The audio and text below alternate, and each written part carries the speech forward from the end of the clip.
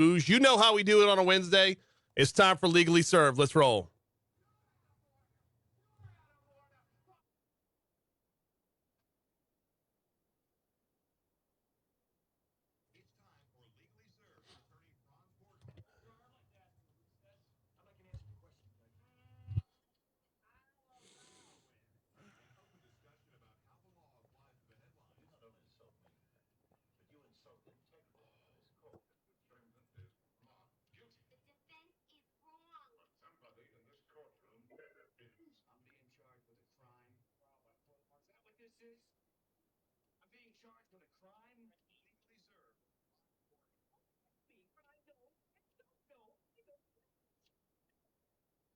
All right. It is time for Legally Served. It is time to welcome in attorney Franz Borghardy. Franz, what's happening, bud? Good morning, people.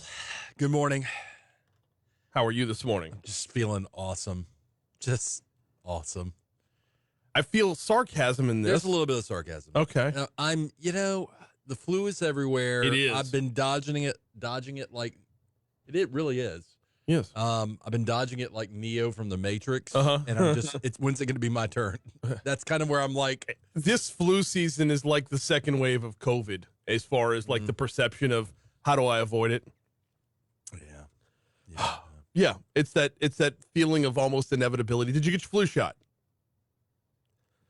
No. The meekness and the retreat right there says it all. And I should. And now, you know what it is now? I'm like, if I get the shot now. Are you going to get it before the shot can kick in? Right. Right. And then I get the antibodies. Yeah. This is what it sounds like when you're not a doctor, but a lawyer trying to justify and rationalize your bad behavior. It's all good. Speaking of bad behavior. Oh, yeah. Speaking of running cars into parades. So the man accused of driving a car through the Waukesha Christmas parade, his trial is never, ever, ever going to end. I think it just got renewed for another season, actually. So they did closing arguments yesterday. They did. The jury is deliberating, which they've deliberated about a couple of hours more than I thought they would. I think this might be the first jury deliberation in American history that has a laugh track. So the issue, I will tell you, the issue is not whether he did it, but it's did he have the intent? Is there some kind of mental defect? But he did not plead not guilty by reason of insanity. So, okay, we're going to unpack all of this on the other end of the break. We got news coming up right now. We're finally caught up with the clock again. So on the back end of the news, yes, he absolutely refused an attorney, and then later on pled that he was never given that option. And I think he might have done something that was back end clever in that regard. It didn't work. But we'll break down all of it right after this. We got CBS News, our own local news, traffic, weather coming back. Legally Served with attorney Franz Borghardy. Support of Mornings with Brian Haldane continues next.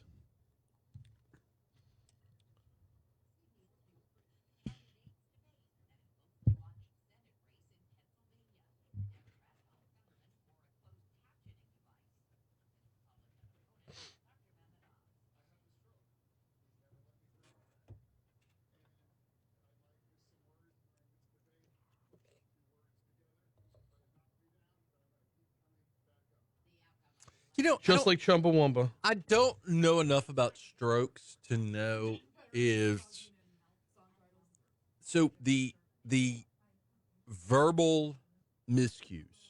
Yeah. The verbal miscues? Yeah, the verbal miscues.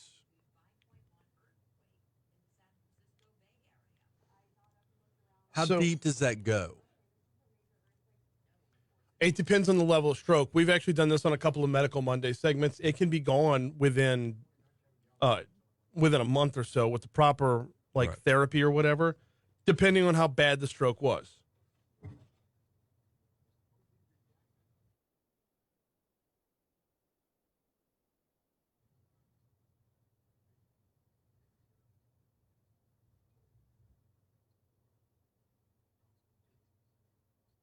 It's Kevin. You know, the best way to avoid the flu, Franz? Flu shot? Is to get out in the woods with just like a handful of other guys that already don't have the flu either. This is the best way. Without your cell phone. Without your cell phone, that's right. Cell phone. Hey, cell phones have germs, man. Your hands are all over them. So I don't know that I've gone that long without my cell phone for a while. So 3 days. I'm looking forward to the amphetamine rush when I get this phone back. It's a good feeling. No, it's actually a terrible feeling. Once I gave mine up, I was like a crackhead for about. Then you're happy, right? Yes. And then you get it back and you're like, oh. And I physically turned mine off. Do you? So that when I turned it back on again, it's not like the messages were piling up and the battery was running the whole time. Does your retreat administrator or whatever you call it, facilitator, what do you call what's the title? Director. Do you give your phone up too? Yeah. So everybody gives their phone up? Well, no. Sorry. I don't bring mine in with me. Right. Well, I probably have to keep an eye on time. Okay. Because I'm not going to bring. That's the only thing I'm like. I have a watch that is my timekeeper. You'll give that up to. Well, how do people keep track? I mean, I don't have watches anymore. You'll learn Thursday night how we keep track of time. Okay, cool. I mean, I know that sounds so first world bouge, but it's like it's a good point though, right? Time doesn't matter. You don't have anywhere to be. You are where you need to be. It's like a Kermit the Frog song, right where you belong. Yes. Okay. So yeah, it. Just trust the process. We'll be there. But yeah, when I gave mine up, it took a good. It wasn't until. Well, I can't say what we had just done because you'll experience that along the way. But it was it was about midway through Friday morning. I finally settled in and was like, I'm comfortable not having this. I made it a day for Manresa, the silent retreat. I made it a day and a half. Okay. And then I pulled out the phone. But I also used the phone to like listen to the rosary, to do the rosary, and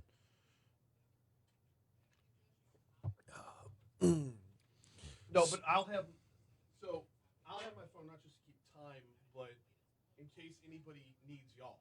Right. If there are emergencies, there are contacts through us to get back to y'all. Man, I shot Marvin in the face. That's an emergency. Galen, you are correct. It's the ability to distinguish between right and wrong. You can have a mental defect, commit a crime, and still be prosecuted. It's were you unable to distinguish between right or wrong? In this case, I really needed to use the bathroom as not a defense. It's not? Yeah.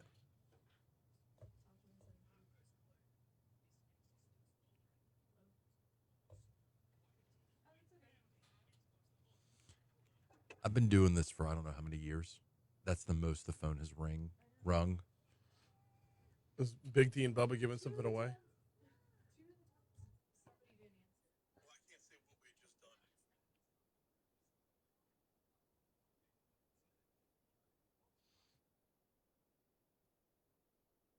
Eric Harold, retreat with guns sounds like a flashback to me.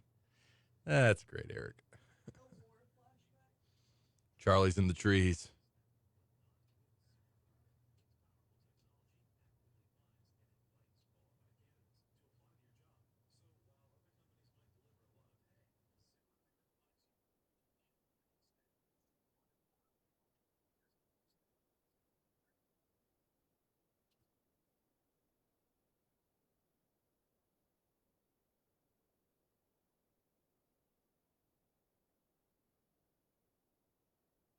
He's very excited.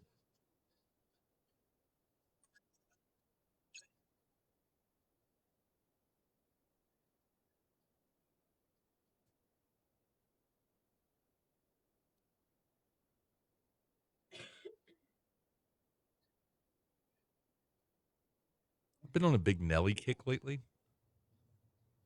I just don't know where that's coming from. Yep.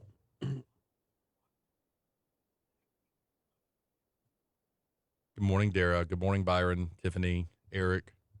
The cool front is upon us. Here with a full forecast, WBRZ meteorologist Marissa Nuzzo. Is it safe to talk? It is. Okay. I don't want to get yelled at. Who yells at you? You've never yelled at me, but I don't want to. I don't want to get your anger.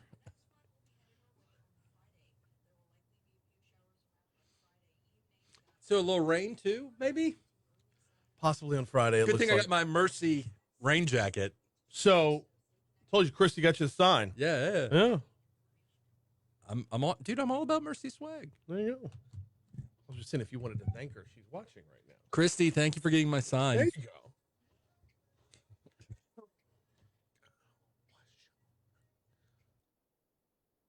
638, Talk 107.3 FM, WBRP, 52 degrees in downtown Baton Rouge. Legally Served with attorney Franz Borghardy rolling on right now. We're kind of breaking down this Darrell Brooks trial, which closing arguments were yesterday. And I mean, there has not been a minute of this trial that he hasn't been so brutally incompetent, so egregiously, it's beyond description, Franz. He's been removed from the courtroom several times. Yes. For those who don't know, if you're disruptive, if you are making a scene, if you're making it impossible to try the case, you have a right to participate in your trial if you participate and not disrupt your trial. So there's that. Well, there's also, and this is the part that's the most irritating to me. A trial is not a live action law school. You cannot be taught the law in real time because you are ignorant of the law. If you say, hey, I'm going to represent myself, but judge, I don't know the law, give me a little leeway, that doesn't work. That's the whole reason. By the way, if you have an attorney, if you have a real attorney representing you and they don't do what they're supposed to do, well, then you get relief. You get relief on the back end. You get what's called ineffective assistance of counsel relief on post-conviction. You don't get that if you're ineffective because you represent yourself. Correct. The culmination of idiocracy on this one for me was when he was yelling at the judge about how serious he's taking this. This is not a game. This is not funny. He's taking this seriously. I had to laugh at that moment because it's like, really, dude? Really? There hasn't been a sentence leave this judge's mouth without him following up with, where is that in the record? Yeah. So he did the sovereign citizen thing. We've talked about that. We talked about that last week, but I think it's worth reiterating. Is there any weight at all to claiming you're a sovereign citizen to anything? No. Then why do we keep seeing it happen? The sovereign citizen thing is you believe that if you say, hey, I'm not a citizen of your sovereignty, local, state, federal, you can't prosecute me. You can't tax me. You can't do this. Your laws don't apply to me. It's bat poop crazy. Right. This is not, and I said this last week, this is not the era where you stick a flag on the ground and say, mine. You're not a country. No, you're not. But even if you were, you'd have to be able to prove diplomatic immunity, wouldn't you? I'm just saying. He's going to get convicted. He needs to be convicted. He ran a vehicle through what? Christmas parade with 72. I mean, how many victims? 6 people dead, dozens more injured was the way CNN described it. I got to do commentary last week on him cross-examining one of the victims' moms. Mm-hmm. And she said basically she was injured but didn't report it. And he was trying to make her into a liar and all this. And the woman's like, I went through some trauma because of this. I'm paraphrasing. Mm-hmm. She went through a little trauma. Yeah. Her kid was hit with a car. In front of her. That could shake you up a little bit. A little bit. So, I mean, I don't know. He's going to get convicted. They're deliberating. They're sequestered and deliberating. So, okay. So can I get your prediction on what the sentencing is going to look like here? No, I think he's life without benefit of parole. I think he's done. The patience of this judge is going to be rewarded when she sentences him. That's when we stop putting up with him. Okay. You know? And because he's represented himself, I don't know that he's going to have a lot of appellate issues. I don't know that he's going to have a lot of appealable issues. So is there here's where my level of cynicism comes in for the whole system. Is there any ounce that somewhere along the way he may have backwardly stumbled into some sort of technicality where he can find a way to a mistrial? I don't know that he has done that. I think the best defense he had going in was a not guilty by reason of insanity, which he himself removed when he represented himself. Because if you think about it, there was this kind of behavior, the actual act of driving into a parade like this, it does raise some serious mental health questions. And he would have been a lot smarter just to lean in on that. Yeah, this isn't like Reverend Spell, who maybe backs a bus into or tries to back a bus into a protester. Right? Very weak attempt, but yes. Yeah. I mean, his heart, Reverend Pastor Spell's heart wasn't in it. This guy drove a car through a freaking parade. There is a sanity defense there, right? Yeah. His behavior, is he acting like someone who's unable to distinguish between right and wrong? Maybe, but the problem is it's hard to distinguish whether or not he's acting or not acting. When you're representing yourself, you're the one doing the questioning. You're the one speaking. Got another question about this, though. The court has to find him competent to represent himself, and the court found him competent to represent himself. That, to me, is a potential, like, lean in on that. You're the ones that said I was okay to do this, and clearly, as it is shown in the court, I am not okay to do this. Well, his demonstration hasn't been. He's demonstrated an ability to show that he understands the proceedings. Not well, but that he understands the proceedings. And what the standard seems to be is not, hey, you're representing yourself, you're a bad lawyer. It's competency is based on unable to assist with your own representation because you're not able to understand what's going on. He seems to understand what's going on. Right. Now, the jerk-like behavior, the yelling, the screaming, the throwing the jury instructions into the trash can, I don't know that that's emblematic of him not understanding what's going on. I think it's emblematic of someone who's just erratic. There's another part to this where his mom, faxed over an 8-page letter begging her son to not represent himself. And in that letter says, even though he always says he's okay, being his mother, I could tell. I don't know if you're a mom, but moms always know when something isn't right. The mom says, I pray and read the scriptures in hopes that it would settle his mind. But, quote, I can see his mental health once again is taking over. Sure. Meaning he's got a screw loose that he can't determine when it's on and when it's off. A screw loose that a good licensed defense attorney might be able to leverage as a defense. Yeah. But at this point, that cow is way out of the barn. And yeah, I agree. He's pretty freaking far from okay. Oh, yeah. I mean, but that being said, jury's deliberating. They have it. I think they're going to convict him. I don't think he's going to see the light of freedom again. I may be wrong on this, but I think this is the same. In my predictions, in my law predictions, which I'm batting pretty high batting average. You're above 750, if I'm not mistaken. Whatever the Mendoza line is, we should call it the Franz line. Mendoza line's 213. Right. So, yeah. Right. Aren't you impressed that I know what the Mendoza line is? A little bit. What? No. What is the Mendoza line? It's a low batting average. Yes, right? It is. That is correct. That is all you needed to know. Right. Can't tell you anything about Mendoza the player. Okay. That being said, so here's the deal. This is an easy prediction. He's going to get convicted. Okay. Was there another route for him? Maybe. He maybe still would have been convicted of this. But there at least was a better route. There was at least, dare I say, hope.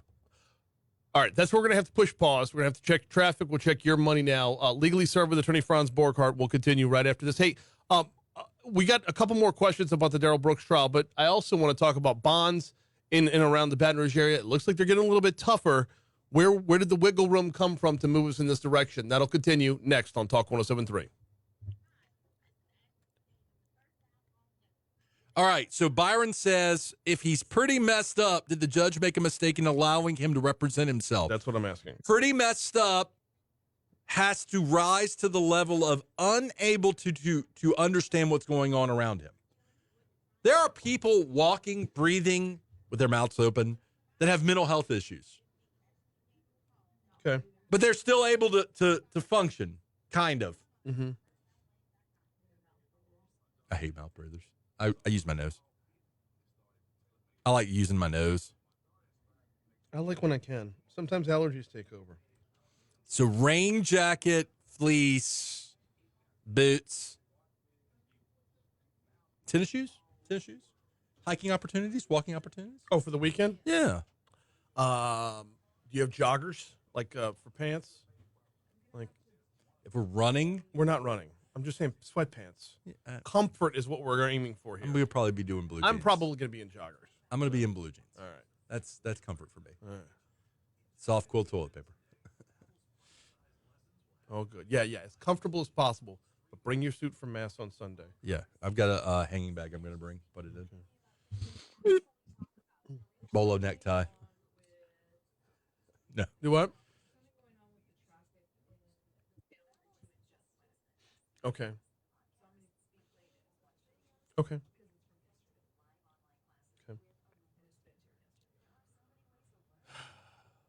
So you know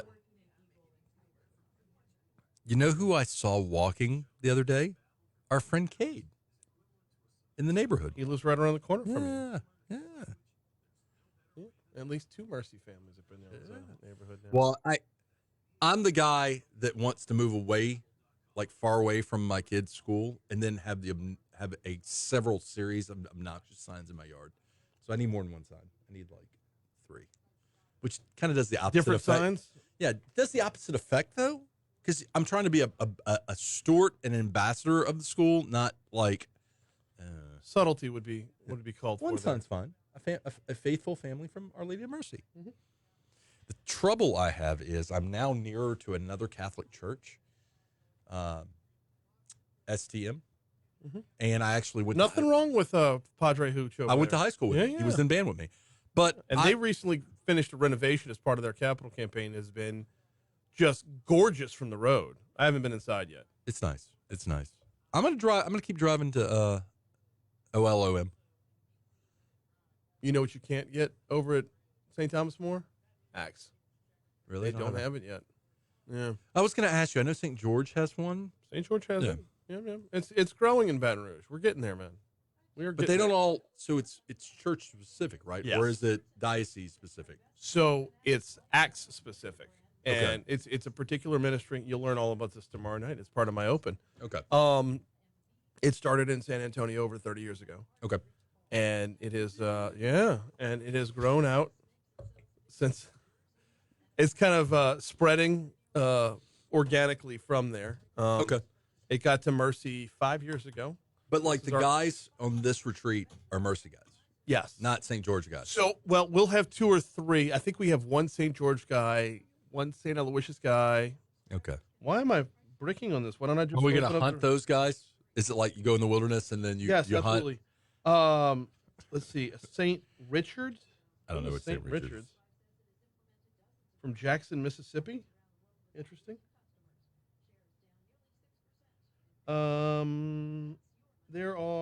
We try to stick with Mercy guys as much we can. Why can't I scroll up and down on this list?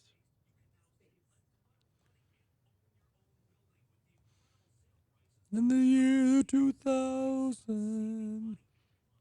Let's see. St. Aloysius, St. George, Mount Carmel, Holy Rosary. 2 St. Jude guys. They don't have it at St. Jude yet. So that's the sum of who's not from Mercy. We try to keep it as much. For after the retreat, your level of involvement drops off greatly if you're not from within the parish. Oh, I'm all in, bro. I'm all in. I want the T-shirt. I want the No T-shirt. the brand. Until you team. I want the brand. There's a brand. Ritualistically branded? No. No. Tat. None of that. Alonzo and I are going to go get tattoos. Yeah? Yep. No, probably not. Like matching? No. Just different tattoos. Okay. My treat. You're going to pay for my tattoo? Yeah. I'm down. I mean, not like $1,000 sleeve, but 652, Talk 107.3 FM, WBRP. 53 degrees in downtown Baton Rouge on the way to, let's say 79 before it's all set. it's going to 75. be a beautiful day today. It's going to be gorgeous today. I'm excited. Friday, not so much. That's okay. But today, yes, will be absolutely gorgeous. Hey, don't let tomorrow ruin today. I live one day at a time, Look, brother. that's- I'm today. I could be dead in 5 minutes. I was trying to be deep like Demario Davis. Are we taking a page out of Demario Davis? Sometimes the darkness I saw fills Gandhi the yesterday space, for a but quote. you must be a beacon of light Yes. in the darkness. You just keep paddling and eventually you'll get somewhere. One day at a time. Absolutely. Legally served with attorney Franz Borghardy continuing right now. Got about 6.5 minutes left before we have to hand off to CBS World News Roundup at the top of the hour. All right, I want to ask you two more questions about Darrell Brooks, and then we'll get to Bonds and Baton Rouge. Sure. Seeing it looks like they're on their way in the right path. With Darrell Brooks, is this a signal to everyone else? No, this is nothing original. Like I was oh, waiting. it's in the forefront though.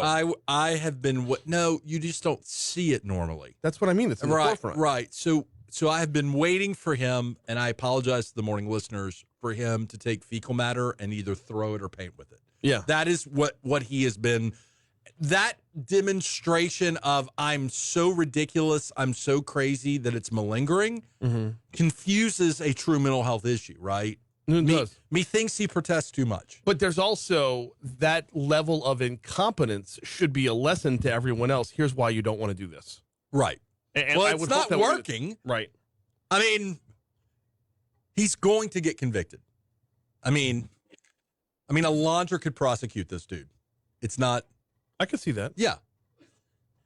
It does. I mean, it's not. I mean, that would love Alondra. I'm saying is it wasn't a whodunit. Making, one of the recurring issues he had was what people were calling him in the trial. He didn't want to be called Mr. Brooks.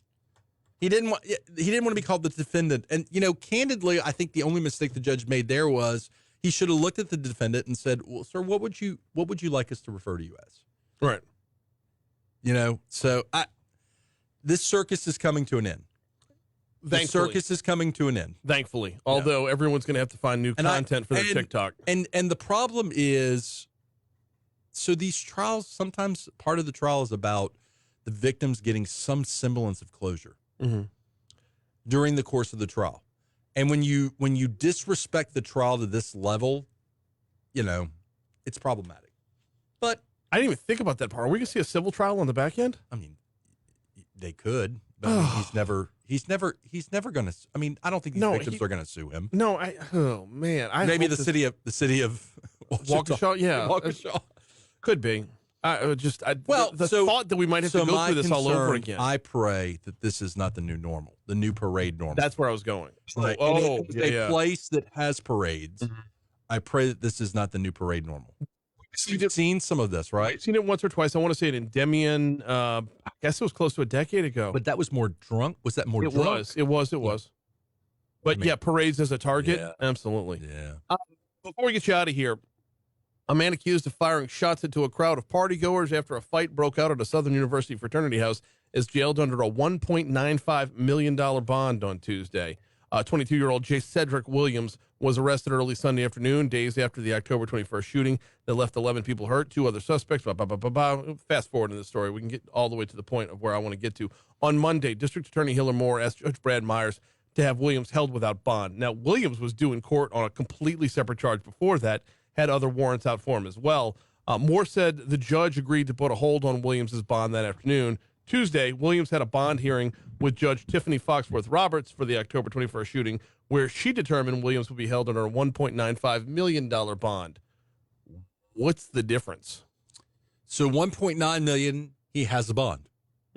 Held without bond, he has no bond, and he's held without bond. But for you and the listeners, for this guy, 1.9 and being held $1.9 million and being held without bond are functionally the same thing. That's the nature of my question. Yeah.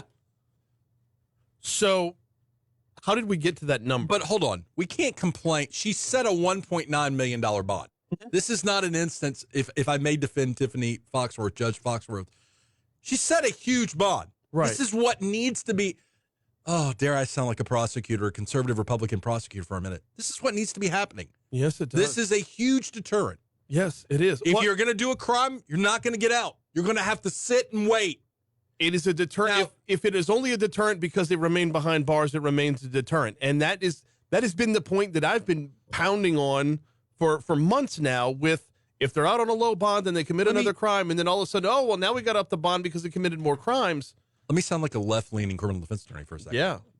What are we doing? This guy is presumed innocent. Under the Constitution, under our laws, he's presumed innocent. What are we setting a $1.9 million bond for? He was due in court on a, what was it? It was he only shot and killed how many people? He didn't kill anybody. He shot 11. Allegedly. He shot 11, allegedly. Right. Coincidentally, records show Williams was scheduled to go to trial in Judge Meyer's court Monday for a separate robbery attempt that allegedly happened on October 21st of 2 years ago. Right. He was slated to go to court on something else. Violent acts. Accused of doing violent acts. He certainly intended. The inference would be he intended to try to kill the 11 people, right? Well, he shot them. Yeah. Yeah. I don't show love by shooting you. It's not like a love shot. No. I don't shoot Alondra and say, no, but I care about you. That was a love shot. That's not a thing. Pop. And shooting to wound is not a thing either. No. $1.9 million bond, I will say to you guys, the listeners, you, it's Brian, the same as no bond. It's the same as no bond. He's not getting out. Okay. And candidly, I don't want someone out that's shooting 11 people. Are we going to start seeing this trend in this direction? Because there's one more step to go here. This is not the platform to my future DA's office race here. If you want to get the attention of those individuals who are doing criminal acts or accused of doing criminal acts, you have to set the bonds higher. As a defense attorney, my job is to try to persuade a judge to lower the bond. Why my client is different, right? But if you want to get the attention, the bonds have to be higher. I agree with the district attorney more on this. Is that because criminals follow the news or because they'll ask around and say, hey, where's Jay Cedric at? Oh, he's still behind bars. It's a high bond. All right. High bonds get your attention. He's attorney Franz Borghardy. We're going to keep going on Facebook for a couple more minutes on air. Sure. Here's the CBS World News Roundup. So there is you sure? Yeah. There is a systemic issue with high bonds, though. They have to be, so this is what I would tell anybody who's trying to reform the crime. They have to be balanced in the sense of the guys that you don't need to be flooding parish prison with have to have bonds that are reasonable enough to where they can get out to get treatment, to do whatever. But the violent offenders, the domestic violent offenders, the violent offenders, they have to be so high that the family is not burning through all their money, which disallows them from hiring a real attorney, a private attorney, instead of having to have the floodgates open with public defenders. Because then you're going to have a separate issue.